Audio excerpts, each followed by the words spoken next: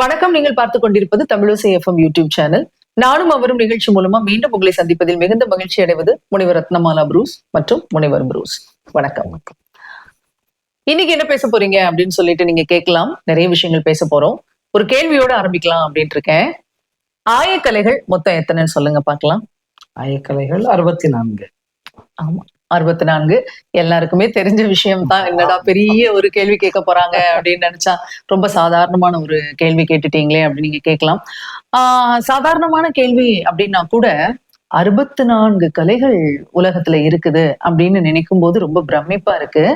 இந்த 64 கலைகளும் தெரிஞ்ச ஒரு மன்னன் நம்முடைய தமிழ்நாட்டுல இருந்திருக்காரு. யாரு? கரிகால சோழன். கரிகால சோழன், சரியா சொல்லிட்டீங்க. கரிகால சோழன், கல்லணை கட்டிய கரிகால சோழனுக்கு 64 கலைகளும் தெரியுமாங்க. நமக்கு இன்னைக்கு பாத்தீங்கன்னா ஒரு 4 கலைகள் தெரியறதே ரொம்ப பெரிய விஷயமா இருக்கு இல்லையா? மல்டி டேலண்டட் நிறைய பேர் இருக்காங்க இன்னைக்கு. இருந்தா கூட 64ங்கிறது வந்து ரொம்ப பெரிய நம்பரா எனக்கு தெரியுது. இன்னைக்கு குழந்தைங்கள்லாம் பாத்தீங்கன்னா எத்தனையோ திறமைகளோட இருக்காங்க. டிவி ஷோஸ்ல எல்லாம் பார்க்கும்போது பாத்தீங்கன்னா ஆடுறாங்க, பாடுறாங்க, வரைகிறாங்க. எவ்வளவோ கலைகள் தெரிஞ்ச குழந்தைங்க இருக்காங்க இல்லையா? எக்ஸ்போஷர் ஜாஸ்தின்னு நினைக்கிறேன் இன்னைக்கு. நம்ம காலத்துல எல்லாம் பாத்தீங்கன்னா இந்த அளவுக்கு எக்ஸ்போஷர் இருந்துச்சா அப்படின்னா ரொம்ப குறைவு இல்ல. பட் ஸ்டில் நீயுமே பாடுற, எழுதுற, உனக்கும் நிறைய திறமைகள் இருக்கத்தானே செய்யுது. அது எப்படி உன்னுடைய குறிப்பா பேச்சு திறமை அது வந்து எப்போ எந்த வயசுல இருந்து ஆரம்பிச்ச? என்னுடைய பேச்சு திறமை அப்படின்னு சொல்லும்போது வந்து குட்டி பாப்பாவா இருக்கும் போதே நான் ஆரம்பிச்சுட்டேன். அதாவது ஃபர்ஸ்ட் ஸ்டாண்டர்ட்ல இருந்தே நான் வந்து பேச ஆரம்பிச்சுட்டேன். திருக்குறள் ஆரம்பிச்சது நம்முடைய பேச்சு. அன்னை பராசக்தியின் திருவருளால் அப்பவே வந்து சின்ன சின்ன மேடைகள்ல பேச ஆரம்பிச்சு, அப்புறமா கோவில்ல, திருவிழாக்கள், ஸ்கூல்ல காம்படிஷன்ஸ் அந்த மாதிரி. ஆமா ஆமா, நிறைய அப்பவே ஆரம்பிச்சிட்டோம். அதுக்கப்புறமா வந்து காலேஜஸ்ல எந்த ஒரு மேடை அப்படின்னாலும் வந்து நான் விடுறனோ இல்லையோ, ஆமா என்னுடைய டீச்சர்ஸ் அந்த வகையில வந்து நான் வந்து ரொம்பவே கொடுத்து வச்சுவேன் அப்படின்னு சொல்லணும். எனக்கு கிடைச்ச குருக்கள் எல்லாருமே அப்படி. அதாவது எந்த ஒரு போட்டி வந்தாலும் நான் என்னோட பெயர் கொடுக்கணும்னே அவசியம் கிடையாது. என்னுடைய டீச்சரே கொடுத்துருவாங்க. என் பேர் முதல்ல இருக்கும். அது ஒரு பாட்டு போட்டியா இருக்கட்டும், பேச்சு போட்டியா இருக்கட்டும், நடன போட்டியா இருக்கட்டும், நான் போய் பேர் கொடுக்கணும்னே அவசியம் கிடையாது. அந்த அளவுக்கு அந்த காலத்துல வந்து டீச்சர்ஸ் இருந்தாங்க அப்படின்னு தான் சொல்லணும். இன்னைக்கு அப்படி இருக்காங்களா அப்படிங்கிறது ஒரு பெரிய சந்தேகமா. சார், டீச்சர் அப்படி சொல்லக்கூடாதான், பட் நிறைய டீச்சர்ஸ் வந்து இருக்கிறாங்க. ஆனா பெர்சன்டேஜ் ரொம்ப கம்மியாயிருச்சு. அன்னைக்கெல்லாம் வந்து நமக்கு சொல்லி தந்த அத்துணை டீச்சர்ஸும் வந்து அந்த அளவுக்கு பொறுப்போட, நம்ம மேல அவ்வளோ ஒரு அக்கறையோட, அன்போட வந்து சொல்லி தந்துட்டு இருந்தாங்க. அதாவது நம்ம ஒரு படியில ஏறணும் அப்படின்னா அவங்களுக்கு அவ்வளோ சந்தோஷமா இருக்கும். இன்னைக்கு வரைக்கும் வந்து சில டீச்சர்ஸ் வந்து கான்டாக்ட்ல இருக்காங்க எங்க கூட அப்படின்னு சொல்லும்போது, நாங்கெல்லாம் ரொம்ப கொடுத்து வச்சவங்க தான் அந்த காலத்துல படிச்சவங்க எல்லாம் இல்லையா?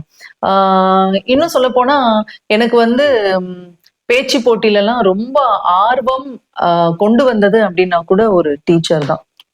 ஆமா, என்னோட டீச்சர் தான் வந்து பேச வச்சது. அவங்கதான் கண்டுபிடிச்சது எனக்குள்ள இந்த திறமை இருக்கு அப்படின்னு சொல்லி கண்டுபிடிச்சது வந்து டீச்சர் தான். அதனால பெற்றோரை தாண்டி வந்து நம்முடைய திறமைகளை எல்லாம் வந்து கண்டுபிடிக்கக்கூடிய ஒரு ஆற்றல் யாருக்கு இருக்குன்னா ஆசிரியர்களுக்கு தான் இருக்கு இல்லையா?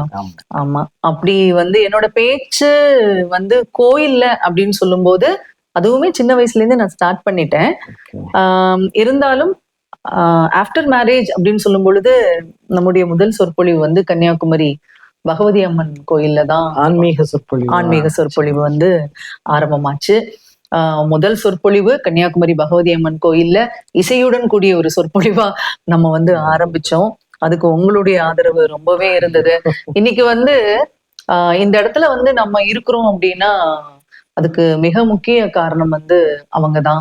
அவங்களுடைய ஆதரவும் அன்பும் இருந்ததுனால தான் இன்னைக்கு வந்து நம்ம வந்து இப்படி உக்காந்துருக்கோம் அப்படின்னு வந்து பெருமையா சொல்லணும், சொல்லியே ஆகணும். பெண்கள் வந்து சாதிக்கணும் அப்படின்னா நிச்சயமா வந்து 2 ஆண்களுடைய துணை வேணும் அப்படின்னு நினைப்பேன். கண்டிப்பா. ஒண்ணு வந்து கல்யாணம் வரைக்கும் அப்பாவோட துணை வேணும். கல்யாணத்துக்கு அப்புறமா கணவனுடைய துணையும் ஆறுதலும் இருந்தாலே ஒழிய ஒரு பெண் வந்து சாதிக்கவே முடியாது. அப்படி எனக்கு வந்து பராசக்தி கொடுத்த வரம் அப்படின்னு தான் நான் சொல்லணும். அப்பேற்பட்ட பெருமைக்கு நீங்க தான் சொந்தக்காரர். ஆக ரொம்பவே சந்தோஷமா இருக்கு எனக்கு. ஆக திறமைகள் வளர்றதுல வந்து குடும்பத்துடைய பொறுப்பு இருக்கு அப்படிங்கிறது என்னோட ஒரு கருத்து. அதே மாதிரி வந்து நீங்க சொல்ற மாதிரி பேச்சு திறமை இருக்கு, எழுத்து திறமை இருக்கு அப்படின்னு சொல்றீங்க. இதை தாண்டி வந்து சில திறமைகளும் இருக்கு.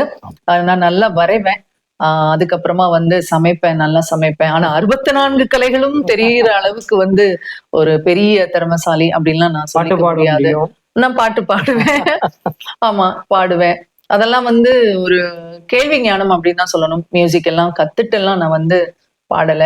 அதுவுமே அன்னை சரஸ்வதி தேவியின் கடாட்சம் அப்படின்னு தான் நான் சொல்லணும். இப்படி வந்து நம்மை போல நிறைய திறமசாலிகள் இருக்காங்க. ஆனா எல்லாருக்கும் வாய்ப்புகள் அப்படிங்கிறது வந்து கிடைக்கிறது மிக கடினமான விஷயமா இருக்கு. ஏன்னா இன்னைக்கு வந்து காம்படிட்டிவ் வேர்ல்டு. அதனால வந்து ரொம்பவே ஸ்ரத்தை எடுத்து வாய்ப்புகளும் கிடைக்க பெற்றாலே ஒழிய சாதிக்கிறது அப்படிங்கிறது இன்னைக்கு ஒரு கடினமான விஷயமா தான் இருக்கு. நான் ஒண்ணு கேட்கணும்னு நினைக்கிறேன். அதாவது நூற்றுக்கணக்கான மேடைகள்ல நீ வந்து எரி சொற்பொழிவு பண்ணிட்டு இருக்கிற. குறிப்பா தமிழகம் முழுவதும் உள்ள திருக்கோயில்கள்ல ஆன்மீக சொற்பொழிவு, நிறைய ஸ்கூல் காலேஜஸ்ல வந்து சீஃப் கெஸ்டா போய் பேசுற. இப்படி பல மேடைகளை அலங்கரிச்சாலும் உனக்கு சிறப்பு வாய்ந்ததாக ஒரு பிடிச்ச மறக்க முடியாத மேடைகள் நிறைய இருக்கு. அதாவது சில நிகழ்வுகள் வந்து மனசை வந்து நெகிழ்ச்சி அடைய செய்யற மாதிரி இருக்கும். ஆன்மீக சொற்பொழிவெல்லாம் முடிச்சுட்டு வந்து அந்த மேடைகள்ல இருந்து இறங்கும் போது தாய்மார்களிடத்திலிருந்து கிடைக்கக்கூடிய அன்பும் பெரியோர்களிடத்திலிருந்து கிடைக்கக்கூடிய அந்த வாழ்த்தும் பாராட்டுகளும், சின்ன குழந்தைங்க வந்து ஓடி வந்து ரொம்ப அழகா பேசுனீங்க ஆன்டி அப்படின்னு சொல்லி நம்மள பிடிக்கும் போது இருக்கக்கூடிய ஒரு அந்த நிலை அப்படிங்கிறது வந்து என்னால சொல்லவே முடியாது. குறிப்பிட்டு சொல்லணும் அப்படின்னா ஒரு கோயில்ல வந்து திருநீரை பத்தி பேசிட்டு முடிக்கும் போது ஒரு பையன், சின்ன பையன், அவனோட ஃப்ரெண்ட்ஸ் எல்லாரும் சேர்ந்து கோயிலுக்குள்ள ஓடி போய் அந்த திருநீரை எடுத்து பட்டை போட்டு, அந்த 10 பேரும் நீங்க பாத்தீங்கல்ல, 10 பேரும் பட்டை போட்டு, அதாவது என்னோட சொற்பொழிவை வந்து ஒரு செகண்ட் வந்து நிறுத்திட்டான் அந்த பையன். வந்து மேடையில ஏறி, இங்க பாருங்க நாங்க வந்து எல்லாரும் பட்டை போட்டிருக்கோம் பாருங்க, இப்படி போட்டா சரியா அப்படின்னு அந்த குழந்தை கேட்டப்போ, தினமும் நாங்க இனி திருநீர் பூசிட்டு இருப்போம் அப்படின்னு சொல்லிட்டு அப்படியே மேடையில உக்காந்துட்டாங்க. அந்த 10 குழந்தைங்களும் அப்படியே மேடையில உக்காந்துட்டாங்க. அந்த கூட்டம் மார்பரிச்சது பாருங்க. அந்த நேரத்துல நான் வந்து என் நிலை மறந்து இருந்தேன் அப்படின்னு சொல்லலாம். அதாவது எனக்கு சொல்ல வார்த்தை இல்ல. அந்த மாதிரி கடந்த வருடம் சிவராத்திரிக்கு பொன்மார் அப்படிங்கிற இடத்துல உள்ள சிவாலயம், பொன்மார் சக்திபுரீஸ்வரர் ஆலயத்துல நடைபெற்ற ஒரு சம்பவம் என்னால வந்து மறக்கவே முடியாது. அதாவது அந்த என்ன சொல்றதுன்னு தெரியல. குழந்தைங்களுக்கு சொல்ற வகையில சில விஷயங்களை சொல்லும் போது அவங்க செய்வாங்க அப்படிங்கிறத நான் கண்கூட பார்த்தேன். குழந்தைங்களுக்கு நிறைய நல்ல விஷயங்கள் சொல்லி கொடுக்கணும் அப்படிங்கிறத வந்து அந்த மேடை பல பேருக்கு உணர்த்திச்சு அப்படிங்கறதுதான் உண்மை. அப்படி வந்து அன்னை பராசக்தி வந்து சில விஷயங்களை மேடையில நம் மூலமாக வெளிப்படுத்துகிறாள் அப்படின்னு தான் சொல்லணும். அவளுடைய கருணைக்கு வந்து எத்தனை கோடி நன்றி சொன்னாலும் அது வந்து தீராது அப்படின்னு தான் சொல்லுவேன். இப்போ நீங்க கேட்ட அடுத்த கேள்விக்கு நான் வரேன். இப்படி நெகிழ்ச்சியான சம்பவங்கள் அப்படின்னு சொல்லும்போது இன்னும் நம்ம மாவட்டத்திலே நிறைய கோயில்கள்ல எனக்கு நடந்திருக்கு. மனநிலை சரியில்லாத குழந்தைகள் கூட வந்து அவங்களுக்கு என்ன புரிஞ்சுது அப்படின்னு தெரியல, பாராட்டி அந்த கையில இருந்த 20 ரூபாயை எடுத்து ஒரு குழந்தை அப்படியே என் கையில கொடுத்துச்சுங்க. அதெல்லாம் சொல்றதுக்கு எனக்கு முடியல. அந்த குழந்தை வந்து என்ன அந்த குழந்தைக்கு புரிஞ்சுதுன்னே தெரியல. எனக்கு வந்து அப்படியே கை கூப்பி வணங்கி அந்த 20 ரூபாயை நீட்டும் போது வந்து எனக்கு சொல்ல தெரியல. இதெல்லாமே அன்னை பராசக்தி கொடுத்த குடுப்பினை அப்படின்னு தான் சொல்லணும். என்ன சொல்றது. அடுத்ததான் நீங்க கேட்ட கேள்விக்கு வரேன். பெருமைப்படுத்திய மேடை அப்படின்னு சொன்னாக்க நிறைய பேரு கௌரவப்படுத்தியிருக்காங்க. ஆனா நான் வந்து ரொம்ப பெருமையா மற்றும் எவர் கிரீன் அண்ட் ஒரு நாளும் என்னால மறக்கவே முடியாத மேடை அப்படின்னு சொல்லணும் அப்படின்னா, நம்முடைய பிரதமர் அவர்கள் நம்முடைய மாவட்டத்துக்கு வந்து ஆமா, நடத்திய அந்த நிகழ்ச்சியை தொகுத்து வழங்கக்கூடிய இந்த அரசு விழாவை தொகுத்து வழங்கக்கூடிய வாய்ப்பு எனக்கு கிடைச்சது. பிரதமர் நரேந்திர மோடி அவர்களை இவ்வளவு தூரத்துல நான் வந்து பார்த்து அந்த ப்ரோக்ராம வந்து தொகுத்து வழங்கினேன். 65,000 பேர் வந்திருந்தாங்க அந்த கூட்டத்துக்கு. அவ்வளவு ஒரு ஆர்ப்பரிப்பு, அவ்வளவு ஒரு சந்தோஷம். நான் பேசி முடிச்சுட்டு அந்த கம்பேரிங் முடிச்சுட்டு கீழே வரவும் மாவட்ட ஆட்சியர் வந்து அப்படி ஒரு பாராட்டு, அமைச்சர் அவர்கள் கூப்பிட்டு பாராட்டினாரு. அத வந்து என்னால இன்னைக்கு வரைக்கும் மறக்க முடியல. அந்த மேடையில எத்தனை பெரியவர்கள், நம்முடைய பிரதமர் அவர்கள், முதலமைச்சர் அவர்கள், துணை முதலமைச்சர் அவர்கள், கவர்னர் அவர்கள், சபாநாயகர், இப்படி எல்லாரும் இருந்த அந்த மேடையில வந்து எனக்கும் ஒரு இடம் கிடைச்சது அப்படின்னு சொல்லும்போது எனக்கு அது ஒரு ரொம்ப பெருமையான விஷயமா. அதுல சிறப்பா பண்ணதுக்காக கலெக்டர் வந்து ஒரு அப்ரிசியேஷன் லெட்டர் கூட கொடுத்திருந்தாரு. மாவட்ட ஆட்சியர் அவர்கள் பாராட்டு சான்றிதழ் வழங்கினாங்க. அதெல்லாம் என்னால மறக்கவே முடியாது. அப்படிப்பட்ட ஒரு மேடை அந்த மேடை.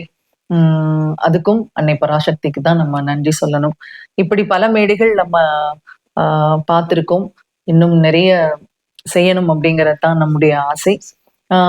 இப்படி நம்ம வந்து பேச்சை பத்தி பேசிட்டு இருக்கோம். நீங்க சொல்லும்போது எனக்கு வந்து ஒரு விஷயம் ஞாபகத்துக்கு வருது. எல்லாராலையும் எல்லா கலைகளையும் கத்துக்க முடியுமா அப்படின்னா நிச்சயமா முடியும். முடியாத விஷயம் ஒன்றும் கிடையாது. கண்டிப்பா முடியும். பேசுறவங்களால எழுத முடியுமா, எழுதுறவங்களால பேச முடியுமா அப்படின்னா நிச்சயமா முடியும். ஏன்னா கவிஞர் கண்ணதாசன் அவர்களா இருக்கட்டும், வாலி அவர்களா இருக்கட்டும், வைரமுத்து அவர்களா இருக்கட்டும், எல்லாருமே பேசுவாங்க எழுதுவாங்க, பேசுவாங்க எழுதுவாங்க. அப்படி சொல்ல முடியாது. காரணம் என்னன்னா, நான் யூஜி படிக்கும் போது பெங்களூர்ல பர்சனல் மேனேஜ்மெண்ட் சப்ஜெக்டுக்கு வந்து ஒரு ஃபேமஸ் ஆத்தர், அவருடைய புக்ஸ் தான் மேக்சிமம் எல்லா காலேஜ்லயும் யூனிவர்சிட்டிலயும் யூஸ் பண்ணுவாங்க. அவர் வந்து ஒரு ப்ரோக்ராம்க்கு வந்து சீஃப் கெஸ்டா வந்திருந்தார். அப்போ அவரை பார்த்த உடனே ரொம்ப மலைப்பா இருந்தது, பிரமிப்பா இருந்தது. பட் அவரால அவ்வளவு ஃப்ளூவெண்டா நல்லா பேச முடியல. அத நான் கண்கூடா பார்த்தேன். ஒரு நல்ல ஆத்தர், நல்லா எழுதி இருக்கிறாரு, இவ்வளவு ஃபேமஸான ஆளு. பட் நீங்க சொல்றதும் சரிதான். ஏன்னா எல்லா எழுத்தாளர்களாலையும் நல்ல பேச்சாளர்களாக உருவாக முடியுமா அப்படின்னா அது வந்து இல்லதான். 100% நம்ம வந்து சொல்ல முடியாது. ஏன்னா வந்து நம்ம விமானத்தை கண்டுபிடிச்சாங்க பாருங்க, அவங்கலாம் எவ்வளவு பெரிய சயின்டிஸ்ட், யாருன்னு சொல்லுங்க? Wright brothers, ஆர்வில் right and Wilbur right. 2 பேரும் வந்து எவ்வளவு பெரிய கண்டுபிடிப்பை கண்டுபிடிச்சு உலகத்துக்கு கொடுத்தவங்க. ஆனா அவங்க 2 பேருக்கும் வந்து மேடைனா அவ்வளவு அலர்ஜி. ஓகே, 2 பேரும் பேசிக்க மாட்டாங்க. ஒரு கூட்டத்துக்கு போகும்போது அண்ணன் தம்பியா 2 பேரும் போயிருக்காங்க. போயிருந்தப்போ வந்து அண்ணனை கூப்பிடும் போது என் தம்பி அடுத்ததா வந்து உரையாற்றுவான் அப்படின்னு சொல்லிட்டு இவர் போய் உட்கார, தம்பி வந்து நின்னுட்டு அண்ணன் தான் சொல்லிட்டாரு எல்லாத்தையும், நான் என்ன பேசுறதுக்குன்னு சொல்லிட்டு வந்து உட்காந்துட்டாராமா. இவ்வளவுதான் அவங்க பேசினது. அதே மாதிரி வந்து நியூட்டன் பாத்தீங்கன்னா வந்து அவரும் வந்து பாராளுமன்றத்துல அவராலையும் பேச முடியல. ஆக இருக்காங்க எல்லாராலையும் வந்து அதெல்லாம் இறைவன் கொடுத்த வரம் தான். கண்டிப்பா எந்த திறமையுமே வந்து இறைவனுடைய கருணை இருந்தால்தான் அது வந்து கிடைக்கும். அது உண்மைதான். ஆனா பிராக்டிஸ் மேக்ஸ் பர்ஃபெக்ட் அப்படின்னு சொல்லுவாங்க இல்லையா? சித்திரமும் கைப்பழக்கம், செந்தமிழும் நாப்பழக்கம்னு சொல்லுவாங்கல்ல. அதனால பிராக்டிஸ் பண்ண சில விஷயங்கள் கைகூடி வர்றது உண்மைதான். ஆனா பேச்சு திறமை, மேடை அப்படிங்கும் போது நம்ம அங்க இருக்கக்கூடிய ஆடியன்ஸ் பார்த்து பயப்படுறது, ஸ்டேஜ் ஃபியர் அப்படிங்கிறது எல்லாருக்குமே வந்துடும் அப்படிங்கிறது தான். அது உண்மைதான் நீங்க சொன்னது. எல்லா எழுத்தாளர்களாலையும் சிறந்த பேச்சாளர்களாக உருவாக முடியுமா அப்படின்னா அது உறுதியா நம்ம வந்து சொல்ல முடியாது அப்படின்னு தான் சொல்லணும். சரி, இப்படி நம்ம வந்து பேச்சு இத பத்தி நம்ம இன்னைக்கு பேசிட்டோம். இனி 2 நாள்ல வந்து நமக்கு குடியரசு தினம் வருது, 26ஆம் தேதி. குடியரசு தினம் அப்படின்னு சொன்ன உடனே எனக்கு குடியரசுத் தலைவர் ஒருத்தர் டக்குன்னு ஞாபகத்துக்கு வருவாரு. ஏன்னா நம்ம டீச்சர்ஸ் அப்படின்றதுனால ஆப்வியஸ்லி யாருன்னு சொல்லுங்க? சர்வப்பள்ளி ராதாகிருஷ்ணன் அவர்கள் தான் எனக்கு வந்து உடனடியா ஞாபகத்துக்கு வருவாரு. நம்முடைய முதல் ஜனாதிபதி ராஜேந்திர பிரசாத்தா இருந்தா கூட நமக்கு பிடிச்ச குடியரசுத் தலைவர் அப்படிங்கிற லிஸ்ட்ல வந்து முதல்ல வர்றது ராதாகிருஷ்ணன் தான். ஏன்னா அவர் ஒரு டீச்சர் அப்படிங்கிறத தாண்டி ஒரு சிறந்த மனிதர் அப்படின்னு நம்ம சொல்லணும். அண்ட் சமயோஜித புத்திக்கு சொந்தக்காரர் அப்படின்னா வந்து ராதாகிருஷ்ணன் அவர்கள் தான். உங்களுக்கு நீங்க கூட அடிக்கடி ஒரு விஷயம் சொல்லுவீங்களே, கூடுதலா ஒரு தகவல் பையன் சொல்றான். முதல் துணை குடியரசுத் தலைவர், நம்முடைய இந்தியாவின் முதல் குடியரசு துணை தலைவரா வந்து நம்முடைய ராதாகிருஷ்ணன் அவர்கள் தான் இருந்திருக்காங்க. நீங்க கூட அடிக்கடி ஒரு விஷயத்த சொல்லிட்டே இருப்பீங்களா, ராதாகிருஷ்ணனுடைய சமயோஜித புத்தி அப்படின்னு சொன்ன உடனே உங்களுக்கு ஒரு விஷயம் எப்பவுமே நான் ராதாகிருஷ்ணனாலே அந்த விஷயத்த சொல்லுவீங்க. ஆமா ஆமா ஆமா. அதாவது ராதாகிருஷ்ணன் ஒரு வாட்டி வெளிநாட்டு போயிருக்கும் போது ஒரு வெள்ளைக்காரர் அவர்கிட்ட வந்து இவர் இந்தியன் அப்படின்னு பார்த்த உடனே இவரை மட்டம் தட்டணும், அசிங்கப்படுத்தணும் அப்படிங்கிற இன்டென்ஷன்ல இவர்கிட்ட வந்து ஒரு கேள்வியை கேட்கிறாரு. நாங்க ஃபாரினர்ஸ் எல்லாம் பாருங்க ஒரே கலர்ல இருக்கிறோம், பட் நீங்க இந்தியன்ஸ் எல்லாம் பல கலர்ல, கருப்பா வெள்ளையா பிரவுன் கலர்ல பல கலர்ல இருக்கிறீங்க அப்படின்னு கேவலமா சொல்லுவாரு. கொஞ்சம் கூட யோசிக்காம ராதாகிருஷ்ணன் சொல்லுவாரு, கழுதைங்க எல்லாம் ஒரே கலர்ல தான் இருக்கும், குதிரைங்க பல கலர்ல இருக்கும், நாங்க குதிரைங்க மாதிரி அப்படின்னு சொல்லுவாரு.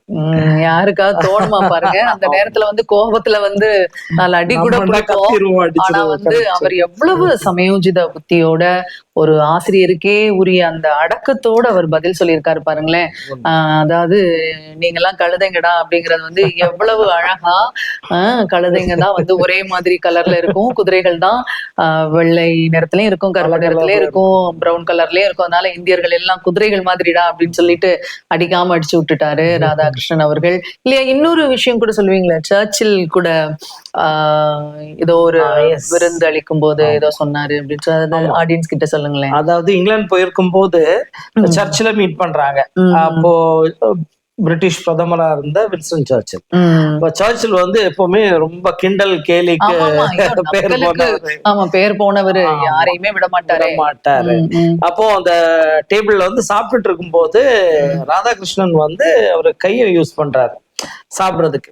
ஃபாரின்ல என்ன பண்ணுவாங்க, ஸ்பூன் அண்ட் ஃபோர்க் அதான் யூஸ் பண்ணுவாங்க. அப்போ வந்து இவரு கேட்பாரு, என்ன நீங்க கை வச்சு சாப்பிடுறீங்க, அது ஹைஜீனிக்கா இருக்காதுல்ல, ஸ்பூன் தானே ஹைஜீனிக்கா இருக்கும் அப்படின்னு சொல்லி ஒரு கொஞ்சம் சீப்பா பேசுவார் அவர். அப்படிதான்.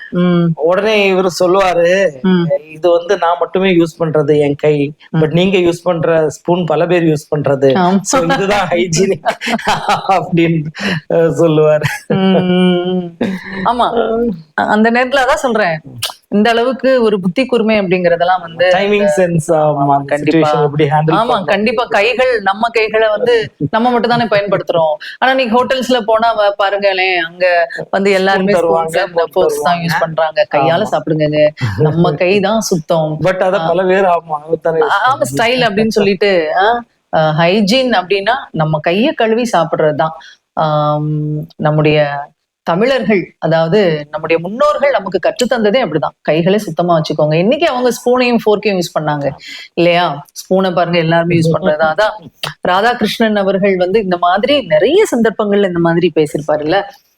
அப்பேற்பட்ட ஒரு குடியரசுத் தலைவர் நமக்கு கிடைச்சிருந்தது. அதே மாதிரி ரஷ்யாவுக்கு போயிருந்தப்போ பாத்தீங்கன்னா ஸ்டாலின் கிட்ட அவ்வளவு நெருக்கமா பழகி இவர் திரும்பி வரும்போது அவர் கண்ணுல தண்ணி வந்துருச்சாமா. ஆமா, அவர் எவ்வளவு சர்வாதிகாரி சொல்லுவாங்க. ஆமா ஆமா, அவர் கண்ணுல வந்து தண்ணி வந்துருச்சு அப்படின்னா ராதாகிருஷ்ணன் எப்படிப்பட்ட மனுஷனா இருக்கணும் அப்படின்னு பாத்துக்கோங்க. இன்னொரு விஷயம் கூட, இவர் நம்ம சந்திரபாபு, நடிகர் சந்திரபாபு இல்ல, அவங்க எல்லாருமே கலைக்குழுவா வந்து டெல்லி போயிருக்கும் போது ராதாகிருஷ்ணன் முன்னாடி இவர் வந்து பாடி இருக்காரு.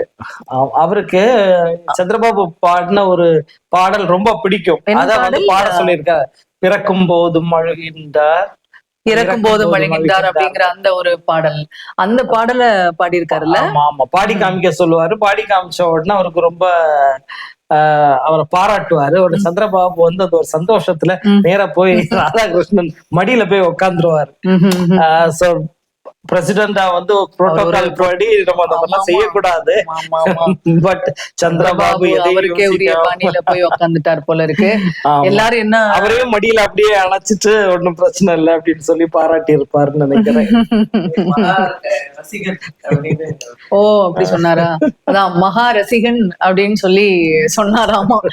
பாருங்களேன், எப்பேற்பட்ட ஒரு எளிமை அப்படின்னு சொல்லணும்ல. அந்த கால தலைவர்கள் எல்லாருமே அப்படிதான் இருந்தாங்க. அதனாலதான் இன்னைக்கு வந்து நம்ம நாடு இப்படி ஒரு சுதந்திர காற்றை வந்து சுவாசிச்சுட்டு இருக்கு. நம்ம வந்து சுதந்திரமா இன்னைக்கு வந்து மூச்சு விடுறோம் அப்படின்னா பல பேருடைய தியாகம் இதுல இருக்கு. அவங்களுடைய எளிமையான வாழ்வும் இருக்கு. எளிமையான வாழ்வுக்கு எத்தனையோ பேரை சொல்லலாம். சாஸ்திரி அவர்களா இருக்கட்டும், நம்முடைய காமராஜர் அவர்களா இருக்கட்டும், கக்கன் அவர்களா இருக்கட்டும், அத்துணை பேரும், ஓமந்தூராரா இருக்கட்டும், எல்லாருமே எளிமைக்கு பெயர் போனவர்கள். இத்துணை பேருடைய அந்த தியாகம் தான் இன்னைக்கு வந்து நம்முடைய நாடு சுதந்திர நாடாக, குடியரசு நாடாக இருக்குது அப்படிங்கிறத வந்து நம்ம எல்லாரும் இந்த நேரத்துல புரிஞ்சுக்கணும். நம்முடைய நாடு குடியரசு தினத்தை மிக அழகாக கொண்டாடுவதற்காக காத்திருக்கிறது. நாமும் அதற்காகத்தான் காத்திருக்கிறோம். அனைவருக்கும் குடியரசு தின வாழ்த்துக்களை இந்த நேரத்தில் நம்ம தெரிவிச்சுக்கலாம். மீண்டும் ஒரு வீடியோவோட உங்களை சந்திக்கலாம். அதுவரையில் உங்களிடத்திலிருந்து விடைபெற்றுக் கொள்பவர் உங்கள் அன்பின் முனைவர் ரத்னமாலா புரூஸ். வணக்கம்.